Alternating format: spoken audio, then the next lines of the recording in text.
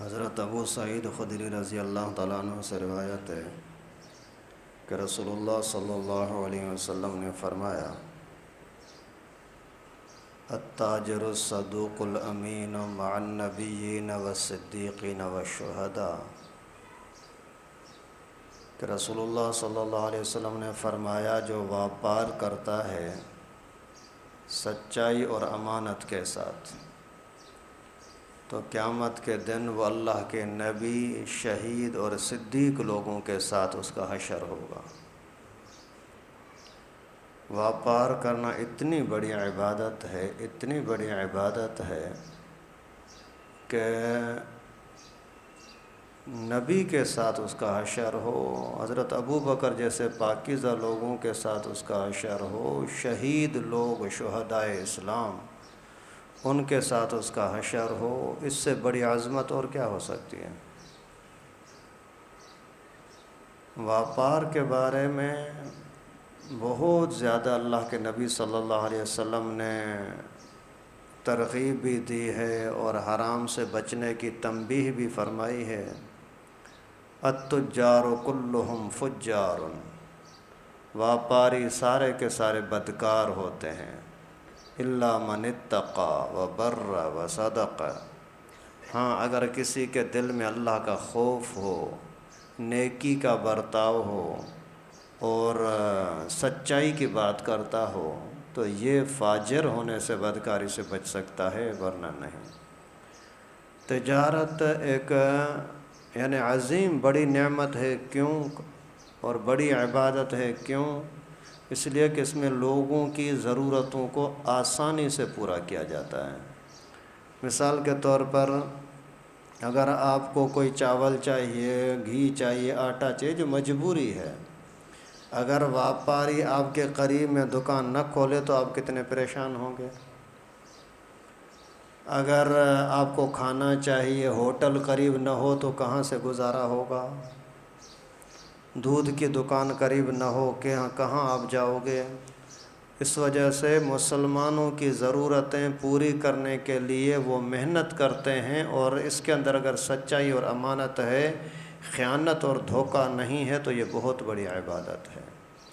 لیکن اگر دھوکہ کرتا ہے یا شریعت کے مسائل کو پوچھتا ہی نہیں ہے تو پھر یہ تجارت اس کے لیے بہت بڑا عذاب ہوگی۔ جیسے مثال کے طور پر ایک مرتبہ رسول اللہ صلی اللہ علیہ وسلم خود مارکیٹ میں تشریف لے گئے، بازار میں گئے اور دیکھا کہ ایک بندہ گندم بیچ رہا ہے، تو گندم میں پیغمبر کریم نے اوپر سے دیکھا صاف ہے، لیکن اندر ہاتھ ڈالا تو ہاتھ گیلا نظر آیا، تری محسوس ہوئی۔ پیغمبر کریم نے فرمایا یہ کیا؟ تو اس نے بولا کہ حضرت بارش ہوئی تھی اور پانی کے اثرات ہیں یہ۔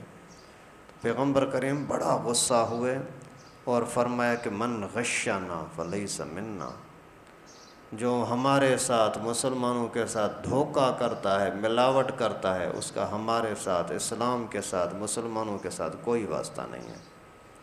ملاوٹ نہ کریں تو عبادت، اگر کسی طرح کے ملاوٹ کی، اچھی اور بری چیز کو، اعلیٰ اور گھٹیا چیزوں کو برابر کر کے تم بیچ رہے ہو تو اس سے بڑی خیانت، جھوٹ اور دھوکہ کوئی نہیں ہے، اور ایسے بندوں کو خود پیغمبر کریم نے فجار، بدکار بتلایا، اور ان کا حشر بھی بدکاروں کے ساتھ، مجرموں کے ساتھ ہوگا۔ اور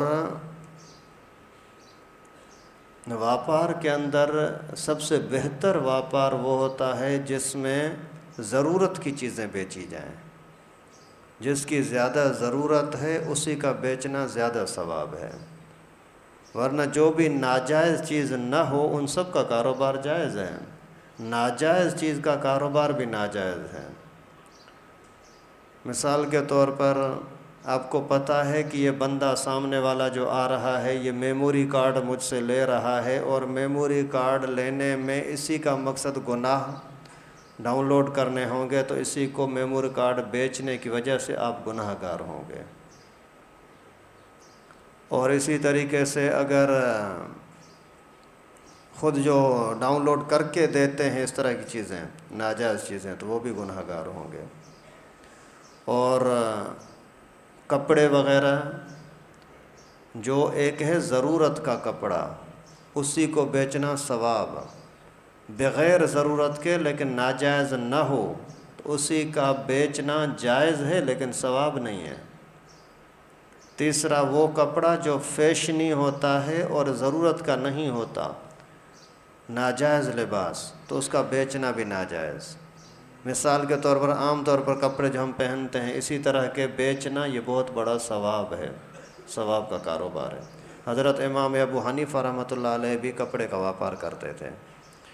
اور ایک وہ لباس ہے جو ضرورت نہیں ہے، ناجائز بھی نہیں ہے، تو اس کے اندر ثواب بھی نہیں ہوگا لیکن گناہ بھی نہیں ہوگا۔ ویسے عام استعمال کے لیے کوئی چیزیں، آدمی کوئی ایسا کپڑا ہو جو بدکاروں کے ساتھ مشابہت نہ ہوتی ہو لیکن اچھا بھی نہ ہو، جیسے آج کل فیشنی کچھ ہوتے ہیں لیکن جن کے اوپر ناجائز ہونے کا فتویٰ نہیں ہے، تو اس سے کپڑے کا بیچنا گناہ بھی نہیں، ثواب بھی نہیں۔ لیکن وہ کپڑا بیچنا جو ناجائز ہے، مثال کے طور پر عورتوں کا قمیص اس طرح کی بنائی ہے جو پوری یہ آستینیں نہیں ہیں، تو یہ پہننا بھی ناجائز ہے تو بیچنا بھی ناجائز ہے۔ اور اسی طریقے سے اس طرح کا کپڑا ہے جو کٹائی یا سلائی اسی کی بالکل تنگ ہے کہ اس کا جسم محسوس ہو رہا ہے کہ موٹا پتلا کیسا ہے، تو یہ کپڑا بیچنا بھی ناجائز ہے۔ بھلی پہننے والے اب نہیں ہے، صرف بیچنے والے تو بھی ناجائز ہے۔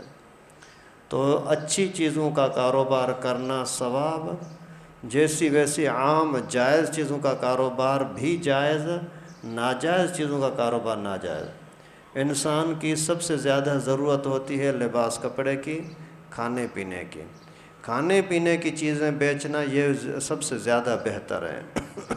ایسی چیزوں کا آدمی کاروبار کرے جس میں کھانے پینے کی چیزیں آتی ہیں، جیسے آٹا ہے، گندم ہے، چاول ہے، گھی ہے، اس طرح کی چیزیں۔ اور ناجائز طریقے سے کاروبار کرنا، مثال کے طور پر ملاوٹ کر کے کاروبار کر دیا یا پھر جھوٹ بول کر کے کاروبار کر دیا، تو یہ ساری چیزیں آپ کے مال کو حرام کر دیتی ہیں۔ ایک حدیث شریف میں آتا ہے کہ جس بندے نے حرام طریقے سے مال کمایا، وہ اگر اپنے پاس رکھے تو اس میں برکت نہیں ہوگی، اللہ کے نام پر خرچ کرے تو قبول نہیں ہوگا، اور اگر وہ اپنے پاس رکھے ہوئے مر گیا تو وہ اس کے لیے جہنم کے اندر اس کے لیے خوراک بن جائے گا۔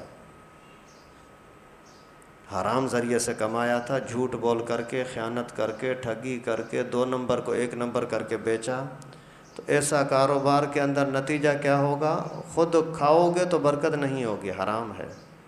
اللہ کے نام پر دو تو بھی برکت نہیں آئے گی، کیونکہ اللہ تعالیٰ گندے پیسے کو قبول نہیں فرماتے۔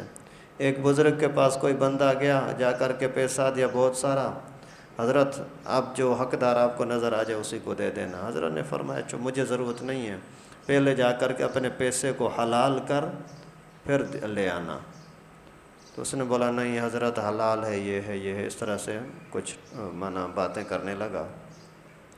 حضرت نے فرمایا کہ اچھا ایسا کرو، باہر جاؤ، جو بھی آپ کو پہلے بندہ ملے اسی کو دے دو۔ تو یہ جیسے باہر نکلا تو ایک نابینا شخص، بھکاری، بھیک مانگنے والا، وہ نظر آ گیا، اسی کو کچھ پیسے دے دیے اور چلا گیا۔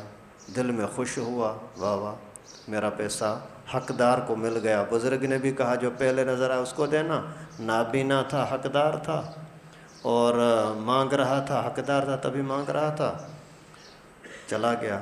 دوسرے دن وہ چلتے جا رہا تھا، راستے میں تو ایک جگہ سے گزر ہوا تو وہی نابینا کسی اور کے ساتھ باتیں کر رہا تھا، یار کل مجھے پیسہ بہت مل گیا تھا، رات ایسی مزے کی عیاشی کے ساتھ گزاری، شراب بھی اچھی والی لی اور ایک لڑکی بھی کے ساتھ پوری رات گزاری اور مزے کے ساتھ عیاشی کی۔ بڑا دکھ ہوا اور آیا واپس، پھر آ کر کے بزرگ کو کہنے لگا حضرت یہ ایسا مسئلہ ہوا ہے۔ تو حضرت نے زیادہ اس کے ساتھ چھیڑ چھاڑ نہیں کی، اپنی طرف سے 1 درہم دے دیا اور فرمایا کہ یہ لے جاؤ، جو بھی آپ کو پہلے ملے اسی کو دے دینا۔ باہر جیسے نکلا تو ایک سفید صاف ستھرا لباس میں ایک اچھا خاصا نیک آدمی، یعنی بظاہر محسوس ہی نہیں ہو رہا کہ یہ بھی کوئی حقدار ہوگا۔ تو ابھی سوچنے لگا یار یہ تو اتنا ٹھیک ٹھاک لگ رہا ہے، اس کو دینا اچھا تو نہیں لگ رہا، لیکن بزرگ نے بولا تھا کہ جو بھی پہلے ملے اسی کو دینا، اس کو دے دیا۔ تو جیسے ہی دیا اس نے بزرگ نے لیا، اور یہ جلدی سے وہ بندہ نیک صاف شفاف لباس والا جلدی سے چلا، یہ اس کے پیچھے پیچھے جاؤں تو صحیح، دیکھو یہ کہاں جا رہا ہے۔ آخر ایک جگہ پر دیکھا کہ کوئی کچرا کنڈی ہے، وہیں اس نے اپنے چادر کے اندر سے کوئی چیز اٹھا کر کے پھینک دی، اور پھر اس نے دیکھا یہ تو مردار کوئی پرندہ ہے، اور آگے اس کے پیچھے گیا، یار ایک بات پوچھنی ہے۔ بولا بولو۔ بولا کہ یہ کیوں مردار اٹھایا تھا، کہاں جا رہا تھا، کیا مطلب؟ بولا چھوڑو ان باتوں کو، بس کوئی بات تھی۔ بولا نہیں مجھے بتاؤ۔ تو اس نے بتایا کہ بات یہ تھی کہ میرے گھر کے بچے سارے بھوکے تھے، ابھی کسی کے سامنے ہاتھ بھی پھیلا نہیں سکتا، پتہ نہیں کوئی مجھے دے گا نہیں دے گا، کیا سمجھیں گے، کیا باتیں کریں گے۔ تو اسی پریشانی کے عالم میں سوچ رہا تھا کیا کروں کیا کروں۔ یہ مردار مجھے نظر آ گیا، میں نے اٹھا لیا۔ اگر کوئی حلال چیز آ گئی پھر تو حرام کھانا جائز نہیں ہے مردار، لیکن اگر نہیں ملتی کوئی حلال تو ظاہر ہے بچوں کا پیٹ بھوک تو مٹانی ہے۔ اس وجہ سے اس نیت سے یہ اٹھایا تھا، لیکن جب تو نے یہ مجھے دے دیا تو پھر حلال چیز آ گئی تو پھر مردار کھانا حرام ہو گیا، پھر اس کو پھینک دیا، ابھی جا کر کے بچوں کو یہ حلال کھلاؤں گا۔ پھر اس کو احساس ہوا کہ واقعی حلال چیز اللہ تعالیٰ قبول کرتے ہیں، حرام چیز اللہ تعالیٰ قبول نہیں فرماتے۔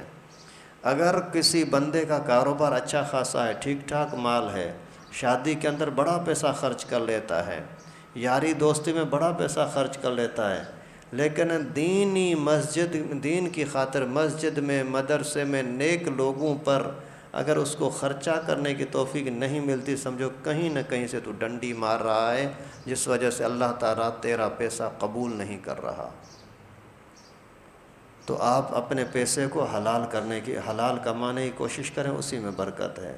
صحابہ کرام میں علماء نے لکھا ہے کہ سب سے بڑے یعنی مالدار صحابی 2 تھے، حضرت عبد الرحمن بن عوف اور حضرت عثمان غنی رضی اللہ تعالیٰ عنہ۔ حضرت عثمان غنی تو خاندانی لحاظ سے مالدار تھا، واپاری تھا، لیکن حضرت عبد الرحمن بن عوف بالکل غریب آدمی تھا۔ اسی کے مال میں اتنی برکت ہو گئی، اتنی برکت ہو گئی، کروڑوں کی تعداد میں اس کے پاس یہ درہم دینار ہوتے تھے۔ اس سے کسی نے پوچھا یار بتا تو صحیح تو یہ مالدار کیسے بنا؟ فرمایا یار میرے مالدار بننے میں 3 چیزیں خاص ہیں۔ ایک یہ کہ جو چیز میں بیچتا ہوں اس میں نفع کی لالچ نہیں رکھتا کہ اتنا نفع ملے گا تو بیچوں گا، نہیں تو نہیں، بس جتنا مناسب نفع ملا دے دیتا ہوں۔ اور دوسری چیز، اگر میرے پاس کوئی جانور ہو اور کسی نے بول دیا مجھے بیچ دو تو پھر نخرے نہیں کرتا، انکار نہیں کرتا، بیچ دیتا ہوں جتنے میں بھی بنا۔ اسی وجہ سے حضرت عثمان رضی اللہ تعالیٰ عنہ نے ایک مرتبہ حضرت عبد الرحمن بن عوف نے 1000 اونٹ بیچے تھے، 1000 اونٹ۔ اور نفع کے اندر کیا ہوا؟ فرمایا کہ نفع کے اندر صرف ایک رسی مجھے ملی، بس اور کچھ بھی نہیں، بس سامنے جو چیز جو مناسب نظر آ رہا ہے اسی کو میں نے دے دیا۔ اور اسی طریقے سے یعنی کہ کسی چیز کی قیمت بڑھانے کی لالچ میں ٹھہرے رہنا، انتظار کرنا قیمت بڑھ جائے تو پھر بیچوں گا، یہ میں نے کبھی بھی نہیں کیا۔ اس وجہ سے آج بھی ہم اگر ایسا ہی کریں گے، زیادہ لالچ کے پیچھے پڑنا، اس سے بچیں تو اللہ تعالیٰ ویسے ہی برکت ادا کریں گے، اور یہ دھوکہ ٹھگی سے اپنے آپ کو بچائیں۔ اصل مجھے بات کسی اور بات پر کرنی، اور موضوع پر کرنی تھی، یہ ویسے ہی باتیں سامنے آ گئیں۔ اصل بات کل کے ساتھ جوڑنی تھی کہ اولاد کے ساتھ، اولاد کو جو آپ اپنے کاروبار میں جوڑ رہے ہو، اس اولاد کو کا یعنی حصہ مقرر کرو، یہ کس حیثیت سے میرے ساتھ کام کر رہا ہے۔ باپ کا دکان ہے، اور 3 بیٹے ہیں 4 بیٹے ہیں، ایک بیٹا اس کے ساتھ کام کر رہا ہے، 2-3 بیٹے اس کے ساتھ کام نہیں کر رہے، تو ابھی وہ ایک بیٹا کام کر رہا ہے تو یہ آپ کے پاس کس حیثیت سے کام کر رہا ہے، وہ حیثیت طے کرو۔ آپ کا ملازم ہے تو تنخواہ دے دو، آپ کا شریک ہے واپار میں تو سب کو بتا دو کہ بھائی یہ واپار دکان میری اور بیٹے کی ساتھ ہے، دو۔ تیسرے نمبر پر وہ مفت میں تمہاری مدد کر رہا ہے، یہ تینوں چیزوں میں سے کچھ نہ کچھ طے کر دو۔ اگر نہیں کرو گے تو پھر یہ لڑائیاں فساد ہوں گے، لڑائیاں ہوں گی۔ ایک بیٹا ہے پورا دن رات آپ کے ساتھ کام کر رہا ہے، اس کو نہ تنخواہ مل رہی، بس گھر کا کھانا مل رہا ہے۔ دوسرے بیٹے نے اپنے حساب سے جا کر یہ کاروبار شروع کیا، اسی نے تو ہزاروں لاکھوں روپے اپنے لیے اکٹھا کر دیا، اور یہ آپ کے ساتھ کام کر رہا ہے، اس کو کچھ بھی نہیں مل رہا۔ جب ابو مرے گا تو سارے بیٹے برابر شریک ہوں گے نا۔ اس وجہ سے بیٹے کی حیثیت طے کر دو، ملازم ہے تو ماہانہ تنخواہ دے دو، اگر آپ کا شریک ہے تو سب کو بتا دو۔ مفت میں ایک کو اپنے رگڑے میں لانا، اپنے ساتھ بٹھا دینا، دوسروں کو اپنی نوکریوں پر لگا دینا اور کاروبار میں الگ کاروبار کر دینا، یہ پھر فساد کا سبب ہوتا ہے۔ اس وجہ سے اس چیز کا بہت زیادہ خیال کریں۔ اور اگر باپ کا بھی الگ کاروبار ہے، بیٹے کا بھی الگ کاروبار ہے، باپ اگر اپنے لیے کوئی گھر بنا رہا ہے، مکان بنا رہا ہے یا خرید رہا ہے، تو بیٹا اسی کے ساتھ اگر کوئی تعاون پیسے دیتا ہے تو وہ بتا کر کے دے دے، ابو میں آپ کو قرضہ دے رہا ہوں یا مدد دے رہا ہوں، قرضہ دے رہا ہوں یا مدد دے رہا ہوں یا آپ کے ساتھ اس مکان میں شریک ہو رہا ہوں، تینوں میں سے کوئی چیز بتلا دے۔ اگر نہیں بتائے گا نا تو بھی ابو کے وفات کے بعد پھر آپس میں لڑیں گے۔ وہ بیٹا بولے گا اس میں تو میں نے اتنا پیسہ لگایا ہے، وہ بولے گا میں نے اتنا پیسہ لگایا ہے۔ اس وجہ سے یہ ساری چیزیں پھر واپار کر بھی رہے ہیں اور ان کا حق متعین نہیں کر رہے تو تباہی کا سبب ہوگا۔ اس وجہ سے ساری چیزیں اگر پوچھ کر چلیں گے تو برکت ہے، نہیں پوچھیں گے تو پتہ نہیں، اللہ معاف فرمائے، کئی لوگ حرام کاموں میں لگے ہوتے ہیں، کچھ احساس ہی نہیں ہوتا۔ فون کر دیا کہ بھائی 10 من میرے لیے یہ رکھ دینا، ابھی قبضہ کیا ہی نہیں ہے، دوسری پارٹی کو بولتا ہے بھائی یہ 10 من میں نے تجھے بیچ دیے، وہاں سے اٹھا لے۔ جب قبضہ نہیں ہوا تو کہاں سے اٹھانا جائز ہو گیا؟ آج کل عید کے دنوں میں لوگ پیسوں کا واپار کر رہے ہیں، کڑک نوٹ 1000 روپے لینے ہیں، اس کے لیے وہ پرانے نوٹ 1200-1100 دے رہے ہیں، خالص سود ہے۔ تو کاروبار کے مسائل اگر سیکھ کر کے چلیں گے تو برکت ہوگی، نہیں تو مصیبت اور تباہی ہوگی۔ حضرت عمر رضی اللہ تعالیٰ عنہ جب اس کی حکومت تھی تو باقاعدہ مارکیٹ میں جا کر کے لوگوں سے پوچھتے تھے، ادھر آؤ، یہ مسئلہ بتاؤ، یہ مسئلہ بتاؤ، یہ مسئلہ بتاؤ، کچھ مسائل پوچھ لیتے۔ اگر اس نے حلال حرام کی تمیز کی تو ٹھیک، نہیں تو فرماتے تھے مجھے کاروبار کرنے کی اجازت نہیں ہے، پہلے جاؤ جا کر کے مسائل سیکھو، بعد میں کاروبار کرنا۔ کیونکہ اسی کو اگر 10 دن کے لیے، 15 دن کے لیے، مہینے کے لیے کاروبار بند کیا جائے کہ حرام سے بچ جائے، جہنم سے بچ جائے، تو یہ اس کے اوپر احسان ہے نا۔ اس وجہ سے اپنے آپ کو حرام سے بچانے کی کوشش کریں۔ اللہ تعالیٰ سے دعا ہے کہ اللہ پاک ہماری مارکیٹوں کو، ہماری بازاروں کو حرام سے، ظلم سے، دھوکے سے، خیانت سے بچائے رکھے۔ آمین ثم آمین۔ اللہ رب العالمین ہم سب کو عمل کرنے کی توفیق نصیب فرمائے۔